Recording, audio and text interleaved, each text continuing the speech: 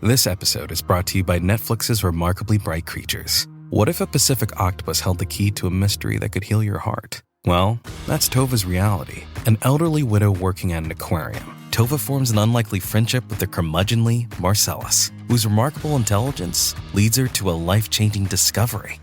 Remarkably Bright Creatures is now playing, only on Netflix. This is an iHeart podcast. Guaranteed human. It's an Olympics you'll never forget.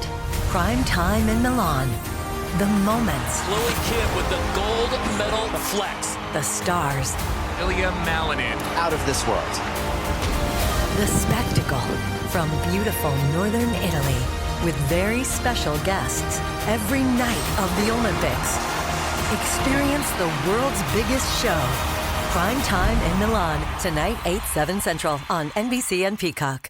The big game commercials are basically must-see TV. This year, Elf Cosmetics went all out with an absurdly funny telenovela called Melissa. It stars Melissa McCarthy, Nicholas Gonzalez, Itati Cantoral, and Elf Glow Reviver Lip Oil. The Elf Glow Reviver Lip Oil is an ultra-glossy tinted lip oil that nourishes, hydrates, and enhances your lips' natural color. Watch the full episode of their new Elf novela on soyunbaño.com. Ever wonder why so many people regain weight after stopping a GLP-1?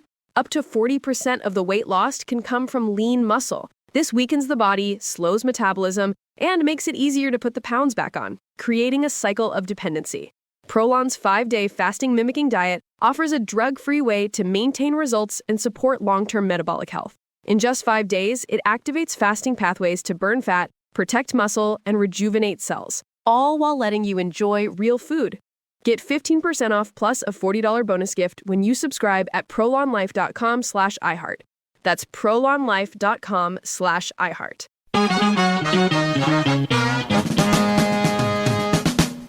Welcome to The Middle. I'm Jeremy Hobson. This week, we welcome the listeners of Spokane Public Radio in Washington State and WOSU in Columbus, Ohio. And Tolliver is here as always. Hi, Tolliver. Happy New Year. Right back at you, Jeremy. So how you doing with your New Year's resolutions? I mean, I'm not doing as well as I would like because I wanted to do less social media, but your TikTok videos are just too good. All a part of my plan. Stay away. Before we get on with the show, Tolliver, I just mentioned we are now airing on Spokane Public Radio. As you know, last week we asked listeners what the most important stories were in 2023 in their communities, and so many calls came in on our voicemail, but here's one that came from a new listener in Spokane. Hi, this is Lynn calling from Spokane, Washington. The biggest news in our county this year was of 2 large fires. Lots of physical damage, but very few lives lost. So we feel very, very fortunate this year to have such a great community that comes together and cares for people, to have kept all of these people safe. What a great point. And as you can hear, we do listen to the voicemails if you happen to call at a time other than when we are live. Again, our number is 844-464-3353. That is 844-4-MIDDLE. Tolliver, lately I have been doing something I do every year around this time, which is I try to watch the movies that are going to be nominated for an Oscar. Oh, okay. And it was at the Oscars last year when host Jimmy Kimmel made this joke. Everybody looks so great. When I look around this room, I can't help but wonder, is Ozempic right for me? So the thing about that joke is that a year ago, Ozempic and Wegovy, which is very similar, weren't really a part of the popular culture like they are now. Now there's a shortage of these drugs for people who need them for diabetes. And there's an estimate from Morgan Stanley that 7% of the U.S. population will be on one of these drugs in the next 10 years. Wow. So this hour, we're asking listeners, what do you think of medications like Ozempic, Mounjaro, and Wegovy? Are you using them to lose weight?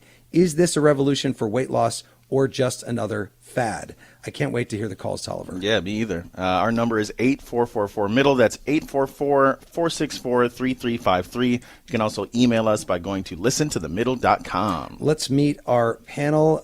Dr. Fatima Cody Stanford practices obesity medicine at Massachusetts General Hospital and is a professor at Harvard University. Dr. Stanford, welcome.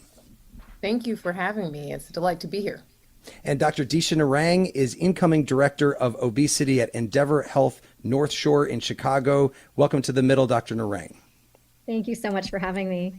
Well, before we get to the phones, let's start with the basics. Most of these drugs are slightly different from one another, but they all seem to have the same effect, which is pretty rapid weight loss, like 15 or 20% of body fat in some cases in a year. Dr. Stanford, how did they work briefly? Yeah, well, actually, I want to just kind of get rid of a little few myths that we've kind of stated at the outset of the show. They actually are the same drug. So semaglutide is the agent that is exactly the same drug, Ozempic and Wegovy. They're identical drug. They're the exact same drug. So it's the exact same compound.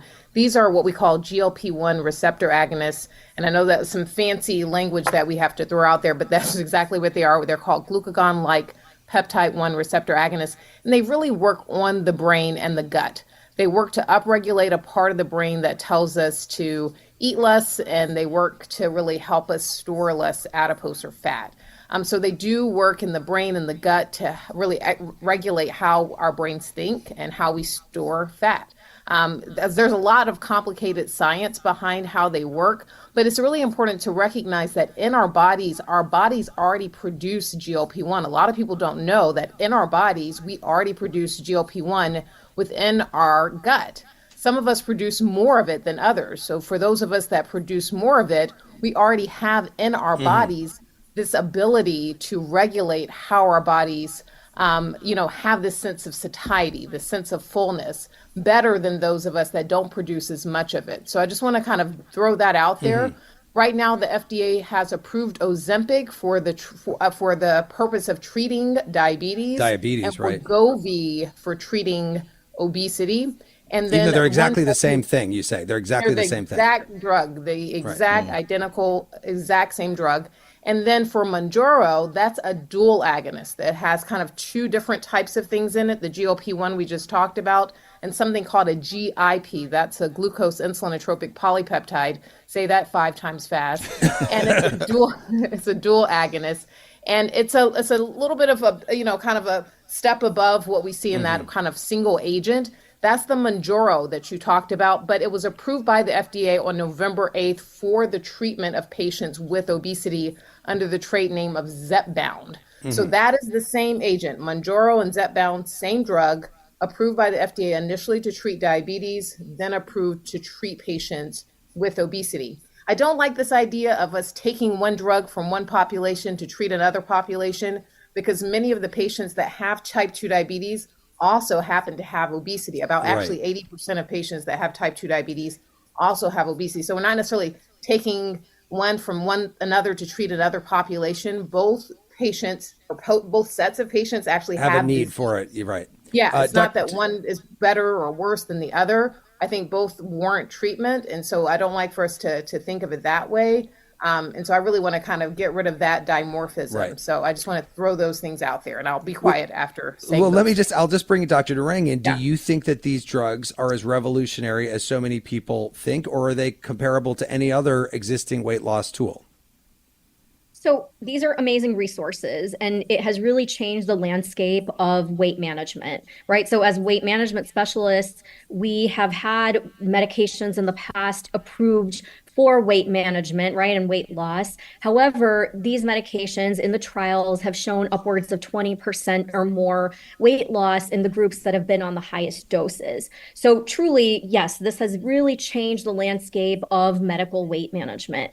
However, within this whole conversation about, these revolutionary medications, we really need to emphasize that these are, at the end of the day, resources for weight loss, right? So in the trials, patients went through rigorous lifestyle changes in addition to taking these medications in order to achieve that long-term weight loss. So, just from a clinical standpoint, I have had patients on these medications who have not lost weight. I've also had patients on these medications who have changed their lives and lost a very significant amount of weight. And, their entire life is different than it was a few years ago. And so, we don't necessarily need to tout these medications as magic bullets or revolutionary things. However, yes, they're excellent resources, and we're excited to have them as a resource, but they're not a magic bullet. Well, but anybody who has tried to lose weight for their whole life and then suddenly does with one of these drugs probably does feel like it's a bit of a magic bullet. We have a lot of people calling in on the phones. Let's get to one of them. Wes is calling from Sauk Center, Minnesota. Wes, welcome to The Middle. Go ahead. Yes, so I take Ozempic myself, and I have for 3 years. And my doctor had encouraged me to take it against, what I wanted to do. But I started taking it. I was sick for about 6 to 8 months, just with, you throw up, you have terrible bowel movements, and you kind of get through it. But you learn what you can eat and what you can't eat, and it changes your mind on what you put in your body. Just because you don't want to be sick. But I lost about 120 pounds after taking Ozempic. Yeah, and changed my life. I mean, I had to buy 3 wardrobes because I lost so much weight. And, it changed my appetite. It changed my mood. I came off of all my blood pressure meds. Wow. I came off of I was on like 9 meds, and I got down to 3. And Wes, do you think that you're going to take it for the rest of your life, or do you think you'll eventually wean yourself off of it? I think I would, honestly, the way it's changed my mind as far as what I eat and how I eat, it's mentally made me think about, wow, I used to eat a lot of this. I don't anymore because I don't want to be sick. But, the biggest problem I run into now is I can come off of it. I mean, I know what my body needs. I know how I feel. I don't have chronic foot pain. I can run. I can run upstairs. Wow. It's crazy to think that a drug could do that. And it's very, and I listened to your show, that it's very upsetting to see like these celebrities have Ozempic parties. Why? Because they run out. There's such a short supply. I've had to wait a month before, quite a few times to get the medication and the dose I need.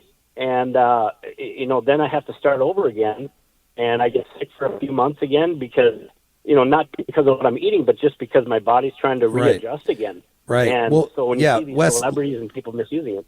Let me take that to the panel. Thank you so much for the call. Dr. Stanford, he brought up a couple of points I want to get to. Let's start with one of them, the side effects. There are some people have been reporting, some of the things that Wes was talking about there.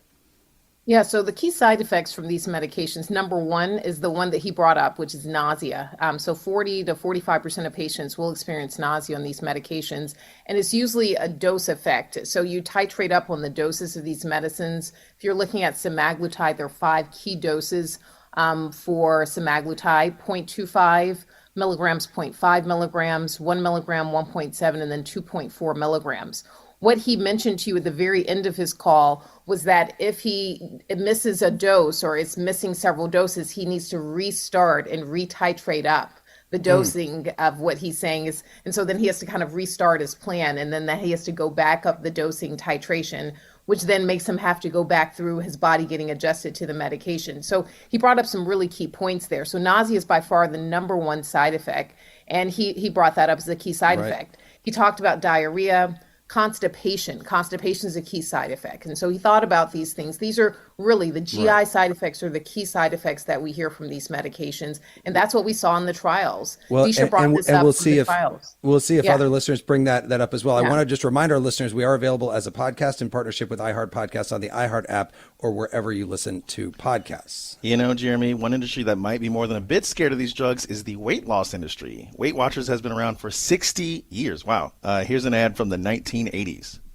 Surprise, Jessica, I'm home! It's not what it looks like. Looks like lasagna to me. I thought we were on a diet. We still are. Weight Watchers? Jessica, don't try to fool me. Finally, 19 new meals that are so much saucier, so much chunkier, and so much zestier, you won't believe they're Weight Watchers. Well, if you can't beat them, join them. Rather than trying to compete with Ozempic and Wegovy and Mounjaro, Weight Watchers is now offering special plans for people who are on the drugs, and even bought a telehealth company to prescribe the drugs themselves. That is amazing. By the way, if you're listening to this podcast and you love it, go and rate it. Please, wherever you listen to your podcast, 5 stars, tell us why you like it so much. And we'll be right back with more calls in a minute. It's an Olympics you'll never forget. Prime time in Milan. The moments. Chloe Kim with the gold medal flex. The stars. Ilya Malinin. Out of this world.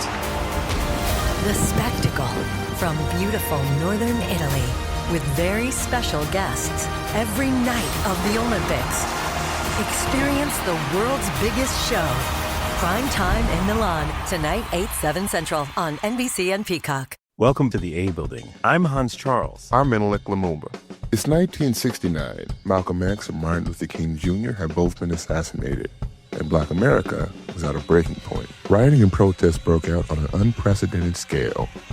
In Atlanta, Georgia, at Martin's alma mater, Morehouse College, the students had their own protest. It featured 2 prominent figures in Black history, Martin Luther King Sr. and a young student, Samuel L. Jackson.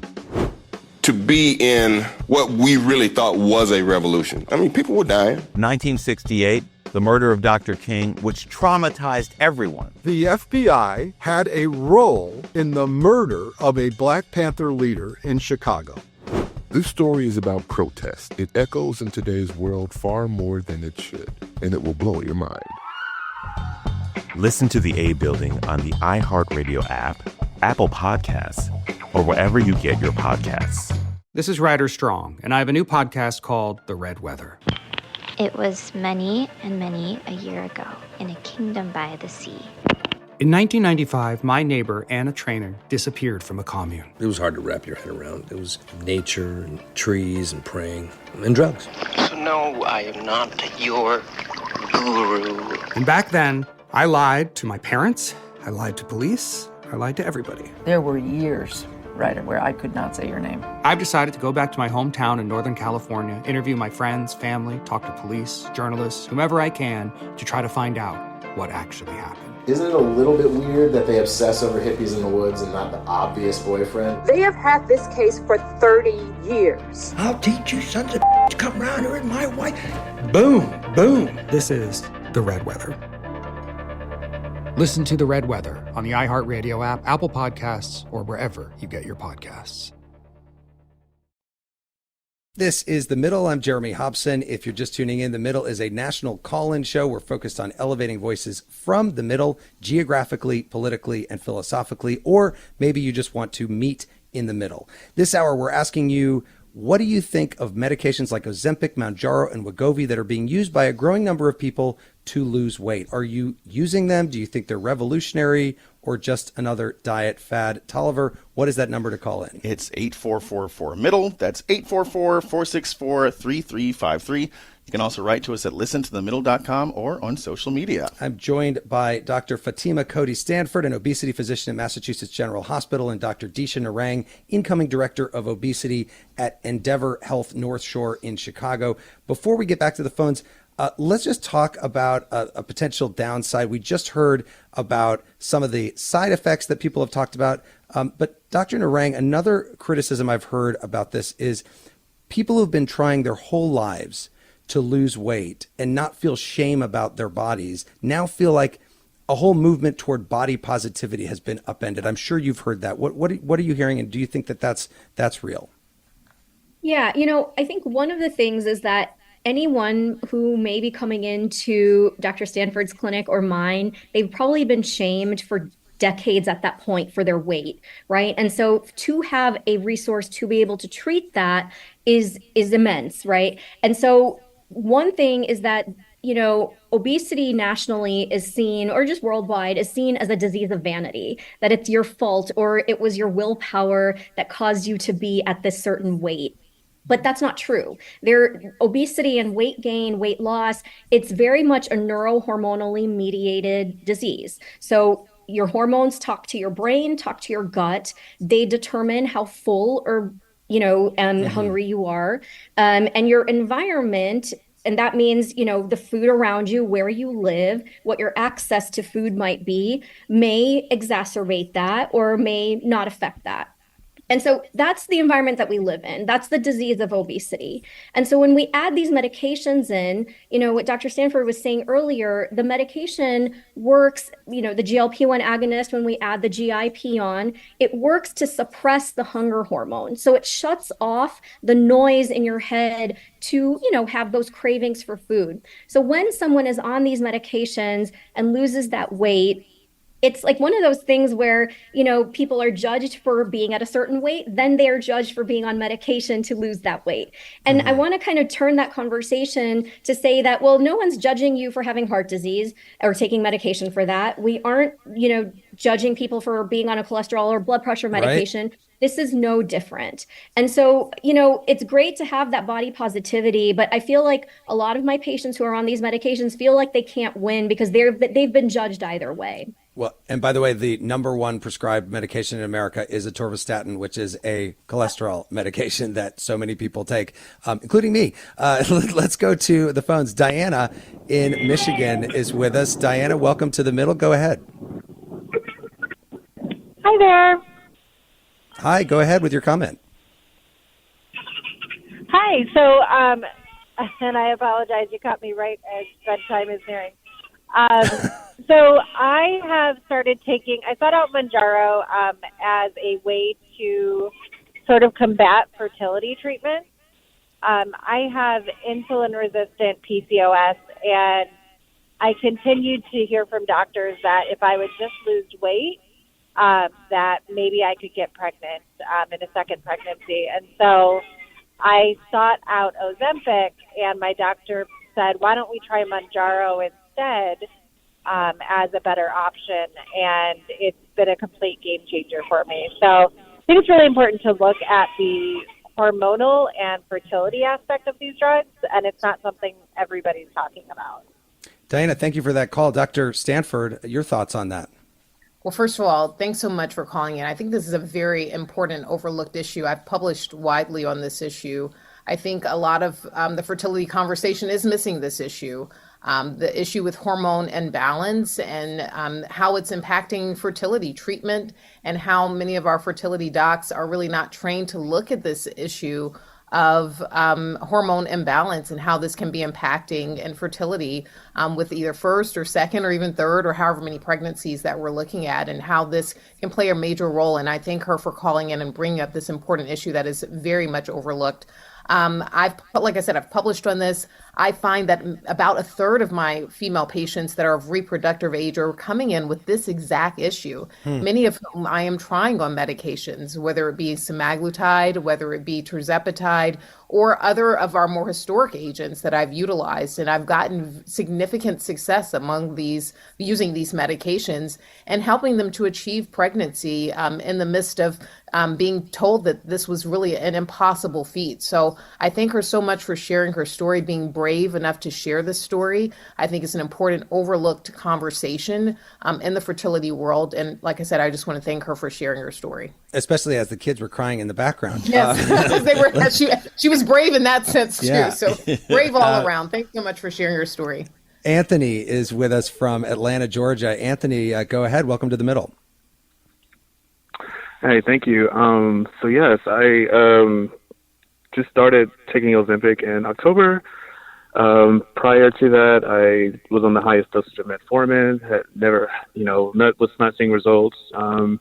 My last A1C, I had dropped, 3 or 4 points within a 3 or 4 month period. So it's been a game changer for me. I'm, 39, active, and just a combination of exercising and strength training has helped tremendously.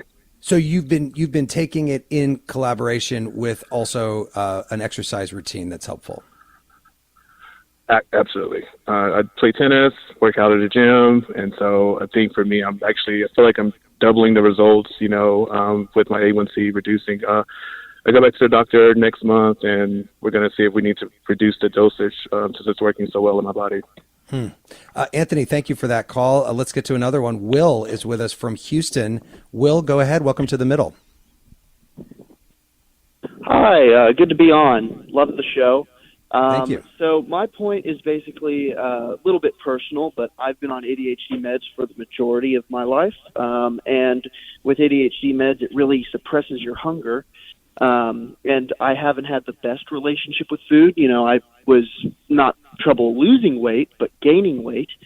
And, you know, with that in mind, I don't think relying upon pills to gain or lose weight is a healthy way at all. I think it's a tool, and by all means you can use tools to your advantage, but if you're relying upon a wonder drug to help you lose all this weight, it's not going to last. And, you know, lately getting off of ADHD meds and being able to regain a healthy relationship with food has been really helpful in gaining muscle and gaining healthy weight. And that's really my point that I wanted to make, is it's a tool, not a crutch. I appreciate your comment. Dr. Narang, let me go to you on that. What about that view? I'm sure you've heard it before.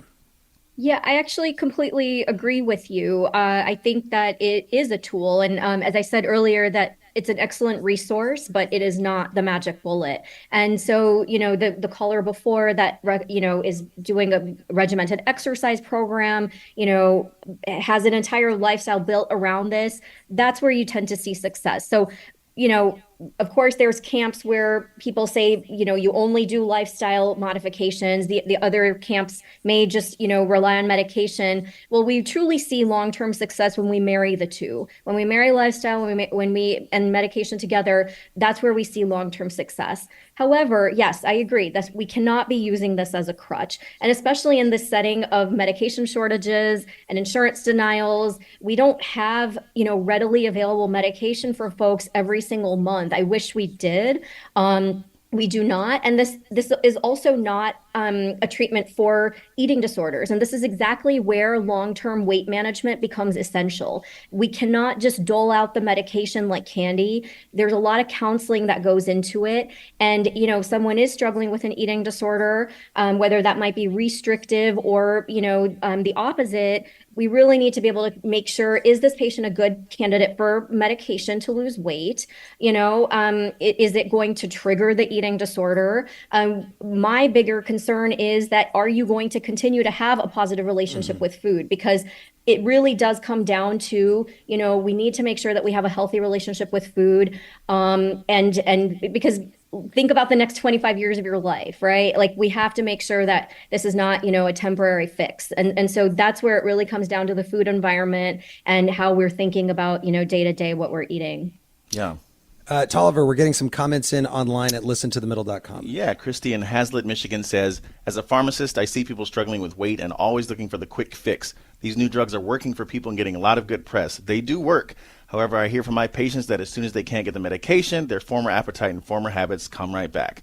I'm not sure we have made it clear that these are lifelong meds and not the quick fix they are seeing in the media. Bottom line, if I thought it was the magic bullet, I'd be using it since I'm 200 plus pounds. Dr. Stanford, what about that these are drugs you'd have to take your whole life?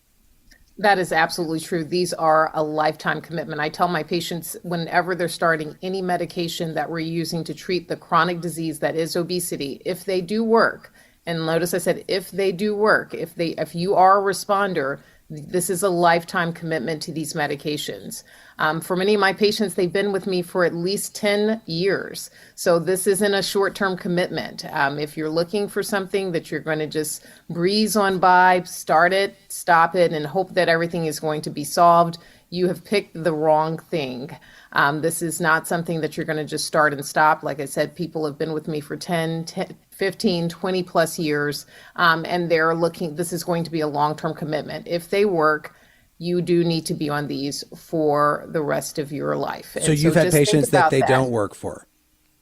If they don't work, then we need to pick another agent, something that works in a different pathway of the brain, or maybe even look at other types of treatments. Metabolic and bariatric surgery is still the best treatment that we have available, particularly for those with moderate to severe obesity. And for many of my patients, they're in combination therapy. What do I mean by that? They have undergone bariatric surgery, they're on medications, they're doing lifestyle modifications, they're working with psychiatrists and psychologists. They're truly using all of the forms of therapy available for them to get the best possible outcome.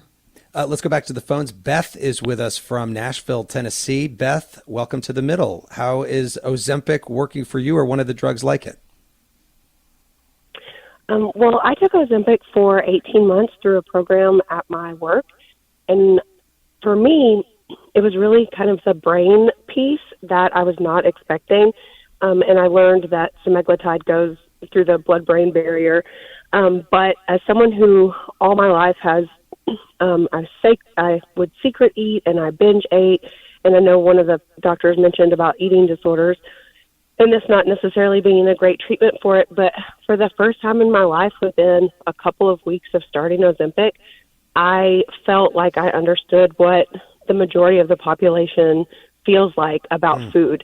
I wasn't, that food noise and food chatter was not always in my head, and I was not just constantly trying to think of, what food's going to be available, and is it food I'm going to want to eat in front of people, and am I going to want to eat before or after, and is there going to be enough food or not enough, and not even just like craving things, but just having a healthy outlook on eating, or going to a restaurant and thinking about what everyone else is going to order, and just feeling full. That was something I had never really even experienced. I was like a bottomless pit, and when I started taking the Ozempic, it was like, oh, I don't have to eat the entirety of that. I can have a stopping point, and I just wasn't expecting that brain piece to come into play so quickly.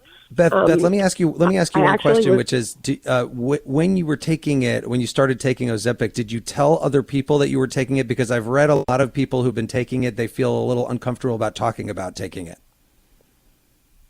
Yeah, so I had several friends who were in the same work weight loss program that we were in at the same time, but there were people, even like close friends and relatives, who I still have never told, because they have said in the past, well, if you wanted to lose weight, you just, exercise and eat some spinach and stop, having junk food or whatever. And for me, it wasn't even just a weight loss. Like my body image issues still exist. Like we were talking about the body movement, but it was that brain piece for me. But for people who've never experienced that brain piece, they don't understand where I'm coming from. Right. Well, let me take your comment to Dr. Narang. Your thoughts on that?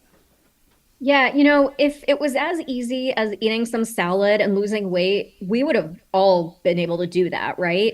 As of 2030, 50% of our population is predicted to have obesity. So this is not just about the fact that you may not have eaten enough salad in the last, however many decades of your life.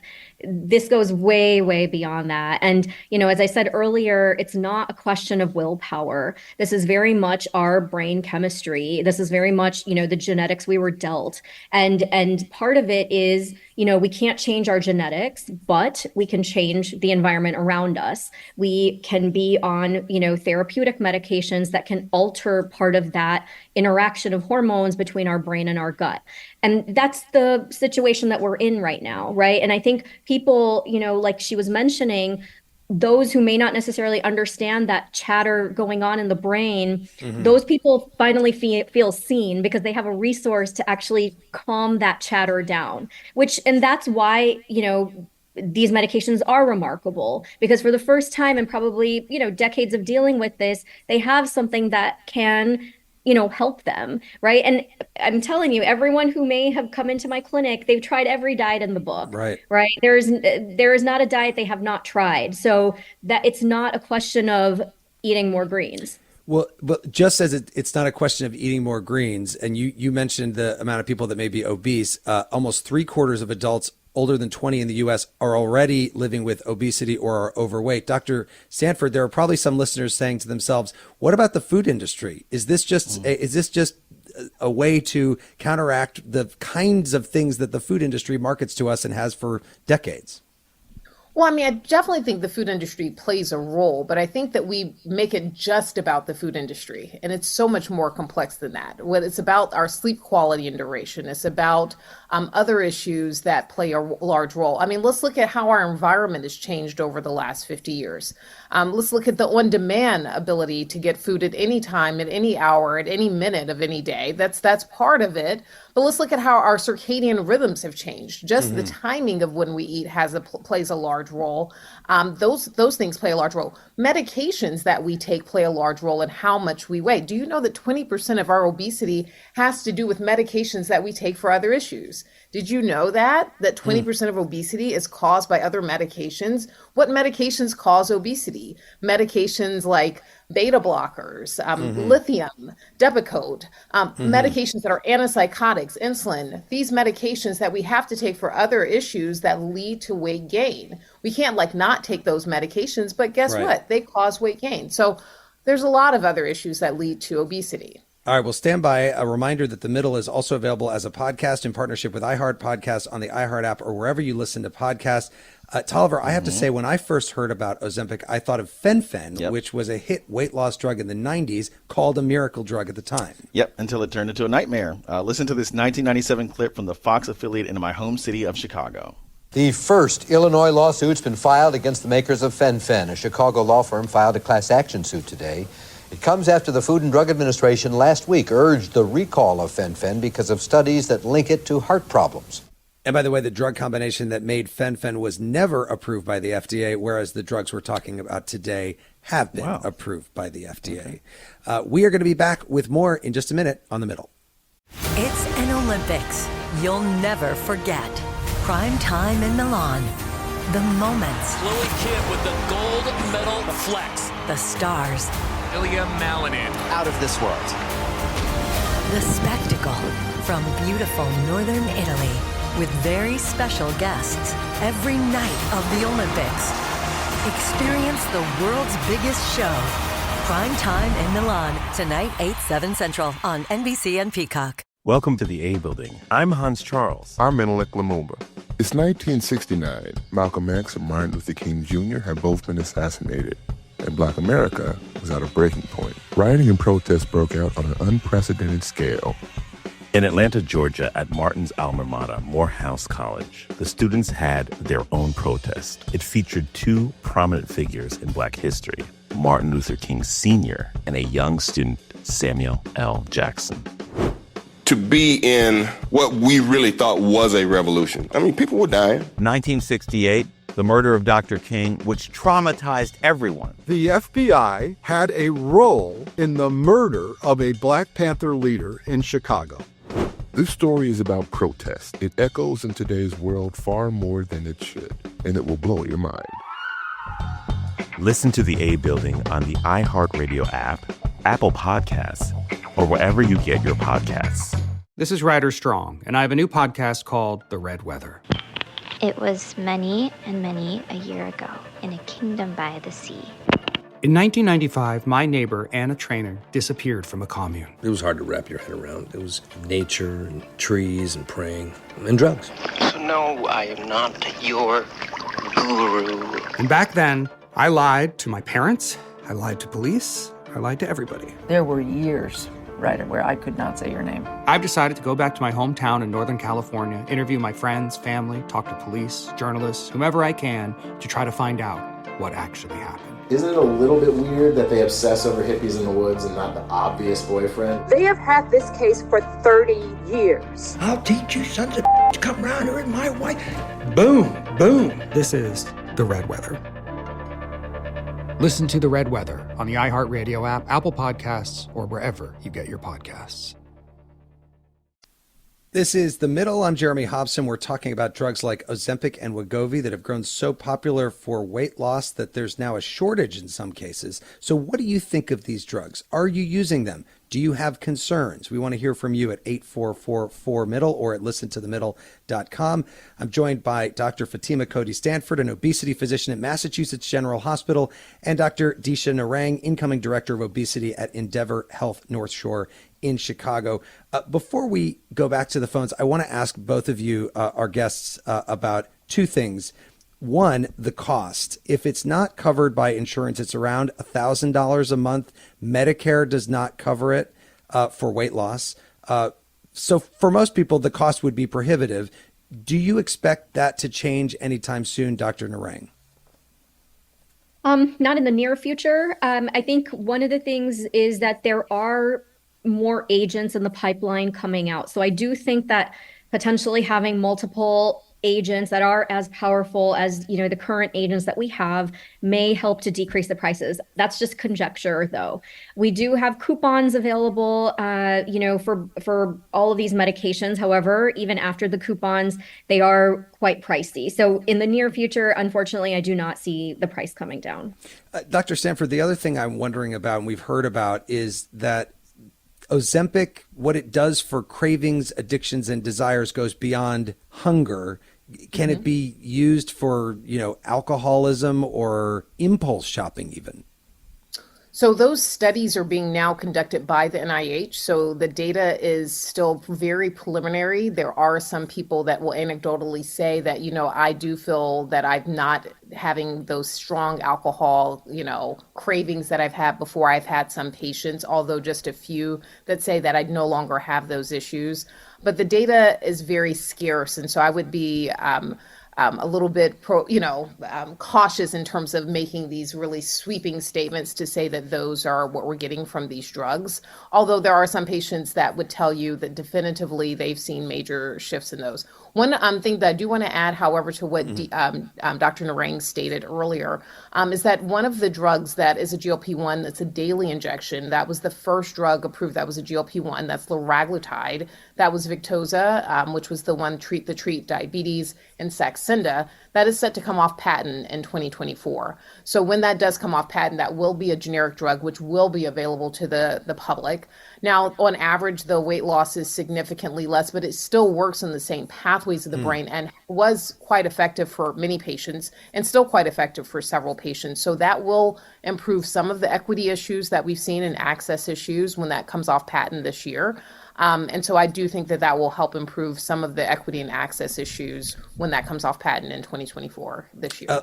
Let's go back to the phone. Sarah is joining us from Pennsylvania. Sarah, welcome to The Middle. Go ahead. Hi, thank you.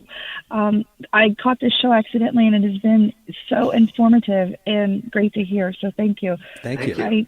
I heard one of the callers, a gentleman, talking about how he's been on the medication for ADD or ADHD, and his statement kind of challenged me about, we're looking for the weight loss, the magic bullet, the magic pill here. And I think that's the biggest thing. One of the biggest things that gets me with this, I too have taken Adderall for my ADD over the years. I've taken phentermine. I actually took Fen-Phen before it was banned for a short time, which helped me, and I was able to be off of it for a number of years. And then I did revisit phentermine itself years ago, and it actually helped me more with my ADD than the weight loss. So that was interesting. And then here comes Wegovy, and I started that earlier this year. And the mental component, the brain component, like one of the other callers mentioned, it is amazing what it does, and it's hard to put to words. And I just wish that people would understand that nobody goes into the store and says, you know what, I'll take a box of ADD, actually give me a double dose, and while you're at it, why don't you add some obesity to it and make that a triple dose? Nobody wants any of this. Nobody's looking for an easy way out. It's exactly like the doctor said, that there's no judgments because you're taking medication for your heart or insulin, or because of whatever. So it just really, I guess, struck my nerve when he was like, hey, change your lifestyle. I've done everything, like has been mentioned on the show. I've done the lifestyle change. I've done the eating change, and I still gain weight. And being a bottomless pit of hungry all the time, to the point of being physically sick, is mind-blowing of like, what is going on with my body? And the Wegovy, it is a game changer. And it was just like, whatever it did to the mentalness, I was like, whoa, wait a minute, because I know what phentermine does. Well, Sarah, we've got it. Let me take it to our panel. Dr. Narang, why is there such judgment about not just weight, but about people trying to lose the weight? Yeah, so going back to my earlier comment, obesity is seen as a disease of vanity. It is seen as a disease that was your fault because you ate too much or whatever the situation may have been, that it was your fault. We need to turn this conversation around. This is a chronic disease. We're not seeing this conversation around blood pressure, cholesterol, heart disease, diabetes, sleep apnea, joint disease. All of these are actually complications of obesity.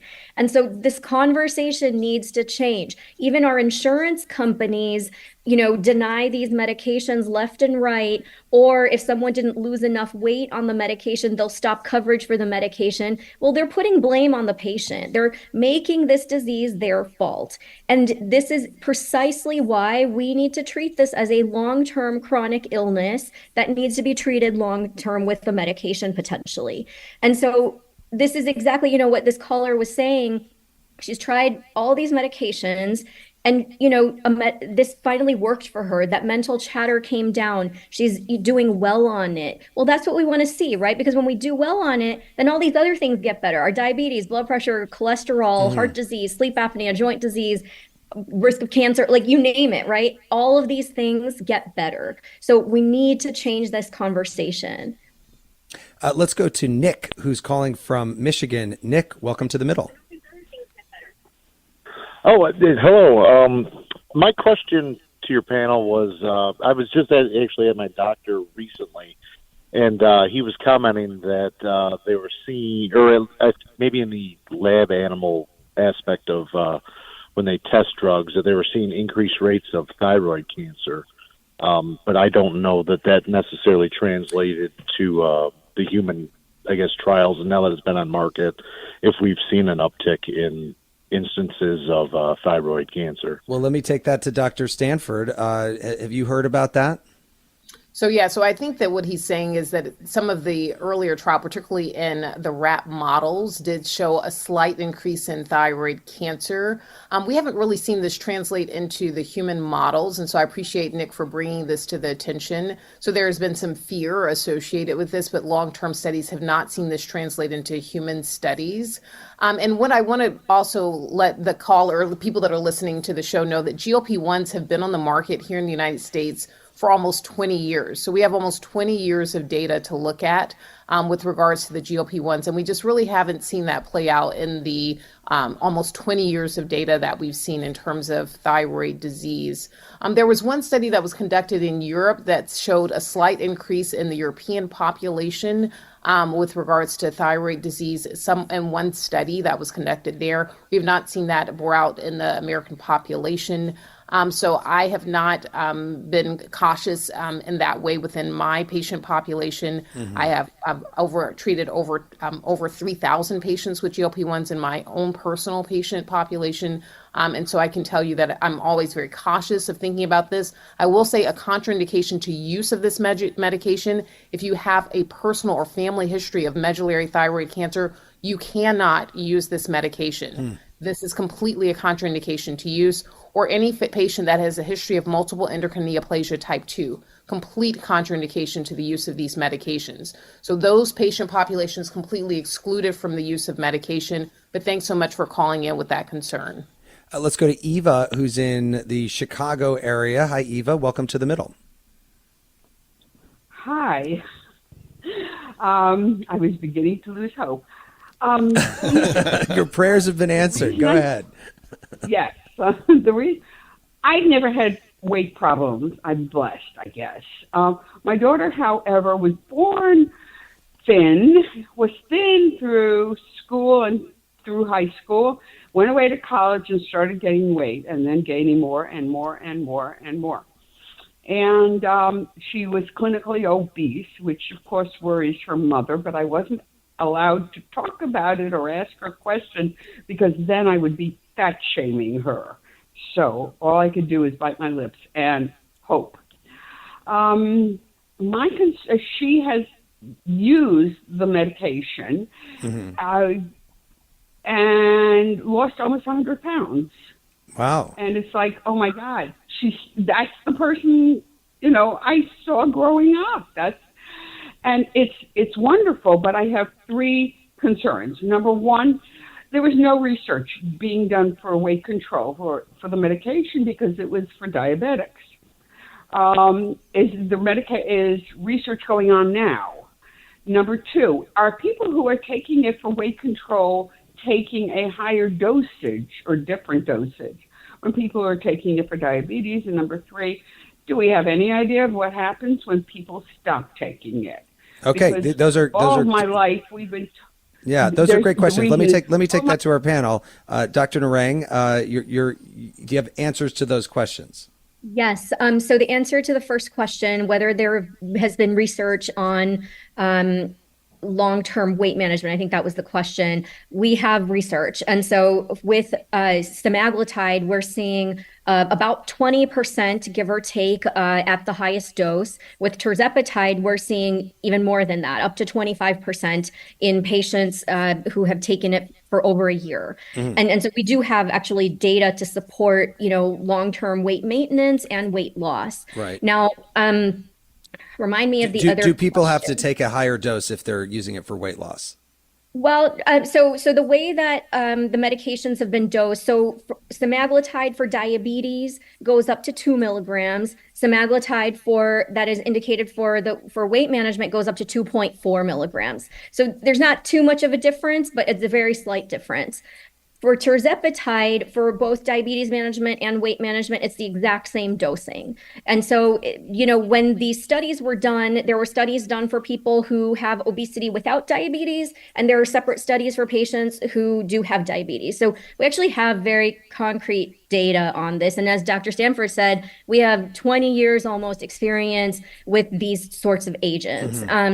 And so for long-term management, now, we have ongoing trials to understand if we go down on the dose, do we maintain our weight? If we come off of the dose, though, especially anecdotally, patients do, regain some of that appetite, some of that food noise, and some of that weight. And so when we say that obesity is a chronic disease, we're expecting patients to be on these medications long-term. Right. And so the trade-off is that hopefully, your diabetes and blood pressure issues, cholesterol issues, those all get better. So hopefully you do get to come off of other medications as a trade-off. Let's get in another call here. Weston is joining us from Boise, Idaho. Weston, go ahead. Hey there. I guess to give my thesis, I think we're starting to. Sorry, I'm actually a little out of breath because I got the gym. My thesis is ultimately that we're trying to address a broken food system with pills. And the reason I say that is that our food system's designed to be addictive, at least the commercialized food system. So people from a very young age are eating food that's mentally and physically addictive. And then as they grow up, that's all their body knows. They haven't gotten good eating habits through their life. So then we're at a point where now Eli Lilly's going to make billions off of drugs because of the food system being broken. And I guess I think we need a radical look at how society's ran and how people are becoming unhealthy because of society. All right. Well, Weston, thank you for that call. And I think it's very appropriate that we got a call from somebody who's at the gym, clearly on a piece of exercise equipment during this show about this. But Dr. Stanford, this is something we just talked about a few moments ago, but the food industry and the food that we eat. Yeah, I think that Weston brings up a certain point, but I think that he's missing the fact that this is a global pandemic. There is not one country in the world that isn't affected by obesity, and there's been a global increase in the rates of obesity in every single country in the world. And so if we're talking about this and we're looking at food and food systems throughout the world, we've seen this as an increase even in those countries that don't have the same food systems that we have here in the U.S. And so if we think about this as a multifactorial disorder where genetics, development, environment, and behavior all play a role in a person's likelihood of developing this disease, where food does play a role, we have to look at the role of genetics, development, environment, and behavior, and all of those components playing a role in the likelihood of a person's development of obesity. I encourage him to watch my lecture that I recorded, Obesity, It's Much More Complex Than You Think. It is 1 hour and 11 minutes, and you can go watch it for free. It's available for you to watch. And it is free. It's not behind a paywall. But I think that if you go watch that, you'll recognize that this is not just about the food system. And while that does play a role, it is much more complex than you think. And Dr. Narang, you are a nutritionist as well, correct? I have a license in culinary medicine. Okay. Do you have thoughts on this? I agree with Dr. Stanford. Food is certainly a large part of this. We are in a different world than we were in 1950, right?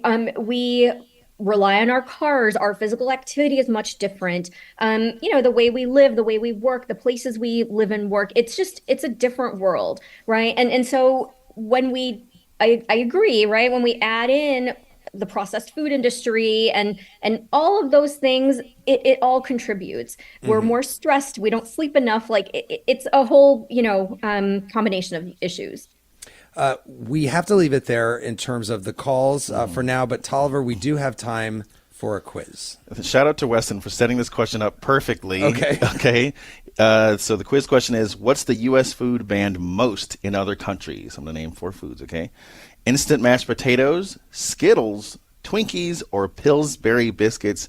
Feel free to jump in. When you got it, it's instant mashed potatoes, Skittles, Twinkies, or Pillsbury biscuits. Twinkies. Doctors? I say Twinkies too. I would have said the exact same thing. It's instant mashed potatoes. Wow. Isn't that nuts? That is kind of disgusting. I think there should be real. They just want the real mashed potatoes. They don't want the instant ones. That's the issue. Twinkies aren't it? I'm surprised. They're third. Yeah. I want to thank my guest, Dr. Fatima Cody Stanford, an obesity medicine physician at Massachusetts General Hospital, professor at Harvard. Dr. Stanford, thank you so much for joining us. Thank you for having me. And Dr. Disha Narang, incoming director of obesity at Endeavor Health North Shore in Chicago. Dr. Narang, thank you so much for joining us. Thank you so much. It was an honor.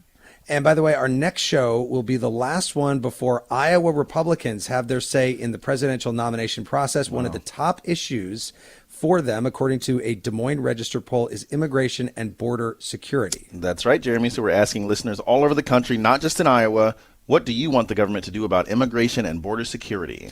That's going to be an interesting one. You can call us at 844-464-3353 or write in at listentothemiddle.com. And while you're there, you can sign up for our weekly newsletter. The Middle is brought to you by Long Nook Media, distributed by Illinois Public Media in Urbana, Illinois, and produced by Joanne Jennings, Harrison Patino, John Barth, and Danny Alexander. Our technical director is Jason Croft. Our theme music was composed by Andrew Haig.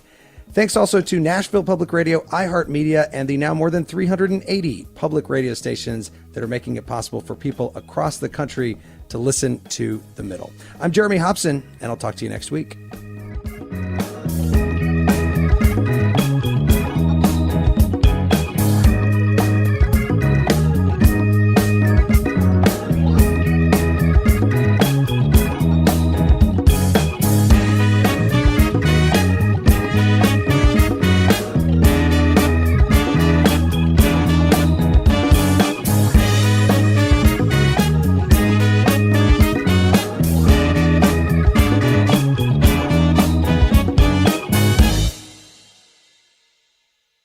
Over the last couple years, didn't we learn that the folding chair was invented by Black people because of what happened in Alabama? The Montgomery Brawl. This Black History Month, the podcast Selective Ignorance with Mandy B unpacks Black history and culture with comedy, clarity, and conversations that shake the status quo. The Crown Act in New York was signed in July of 2019, and that is a bill that was passed to prohibit discrimination based on hairstyles associated with race. To hear this and more, listen to Selective Ignorance with Mandy B from the Black Effect Podcast Network on the iHeartRadio app, Apple Podcasts, or wherever you get your podcasts.